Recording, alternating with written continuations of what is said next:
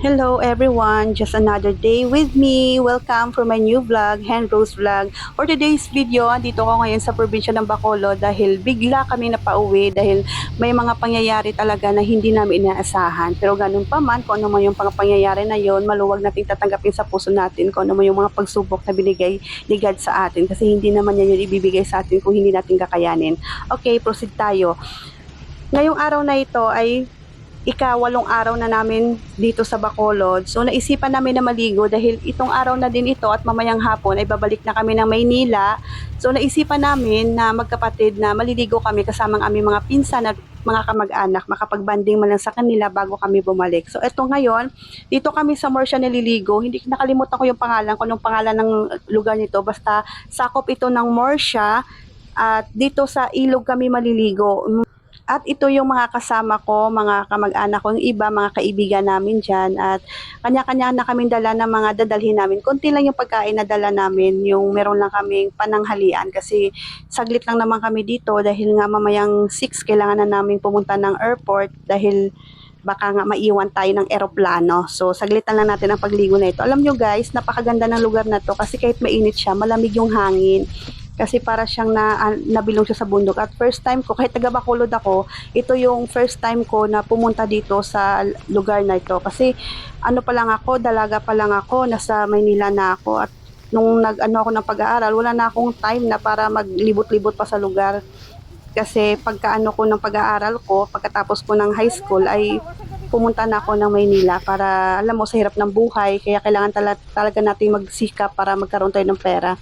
So, yung ano na yan ay pababa yan ng ano, pababa yan ng yung bababa ka papunta doon sa ilog.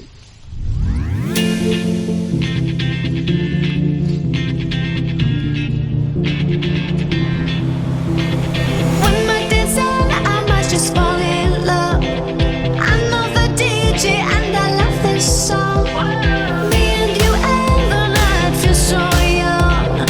Every single moment has led up to this one. Whoa, did the stars align? Whoa, maybe it's a sign. We should do tonight again, even in another lifetime. Find me there and let's.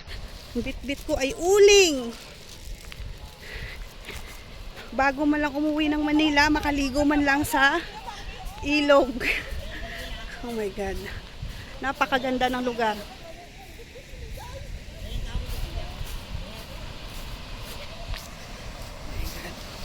At narating na nga namin yung ilog sa lakad namin. Nga, malapit-lapit lang naman niya lakad. At meron din pala dito mga cottage at tig 100 pesos lang per cottage nila at wala ditong entrance. At ayan lang yung ilog, napakalawak ng ilog nila at marami siyang bato-bato. Pero okay na din yan kaysa malalim kasi meron din kasi kami kasamang mga bata. Kapag malalim ang ilog, napakadelikado na para sa kanila.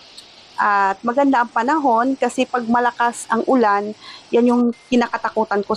Takot talaga ako maligo sa ganyang ilog. O tingnan mo yung anak ng kaibigan ko ay paupo-upo na lang. At habang nag-aantay kami ng inihaw na liempo, so ayan, usap-usap muna kami ng mga kamag-anak ko dyan. Nagpe-prepare kami ng tanghalian namin kasi kakain muna kami bago kami maligo para naman diba busog kami bago kami maligo. So ayan na nga, ito yung pinakamasaya na part kapag nag-outing kayo, yung kainan, tawanan, banding-banding, ganyan. Kasi pag umuwi kami, hindi na namin alam kung kailan ulit kami magkakasama. Siyempre, may mga kanya-kanya na tayong buhay. So, hindi naman pag gusto nating umuwi, yung bigla-bigla umuwi, kung walang mga pangyayari, okasyon, talaga namang kailangan talaga na malaking pera kagaya namin na malayo kami. Sa Maynila kami nakatira, ang mahal-mahal ng pamasahe. Kaya pag may magandang pagkakataon talagang nakikipagbanding talaga ako sa mga kamag-anak ko kasi hindi namin alam kung kailan na naman kami makakabalik. Alam nyo guys, napakaganda ng tubig dito kasi napakalamig. Okay na okay siya pag mga summer. Marami daw tao dito pag summer. Kasi nga 'di ba, mainit, ganyan. So pagkatapos namin maligo doon, ito at pauwi na kami. Siyempre, pagkatapos namin maligo doon, ay sumaglit muna kami sa city dahil hindi pwede na babalik tayo ng Maynila na wala tayong pasalubong. So ano ba yung mga pasalubong na galing ng Bacolod? Siyempre, hindi pwedeng mawala ang bongbong's pasalubong at saka Mercy. Yan lang naman yung mga kilala dito, yung mga chicken inasal, yung batchoy, ganyan. Masarap po talaga yan. Hindi ko po talaga pinapalampas yan. Siyempre, kailangan kong bumili dito ng kahit konti lang na pasalubong para sa mga kapitbahay ko at mga kaibigan ko para matikpan naman nila kung ano yung produkto na galing sa aming probinsya. So, andito na ako sa airport ng mga 11 ng gabi yung flight namin at andito na ako sa Maynila. So, dito ko na lang po tatapusin ang aking video. Maraming po salamat din po sama. Hanggang sa mga susunod pong mga video. Thank you. Thank you for watching. God bless you all.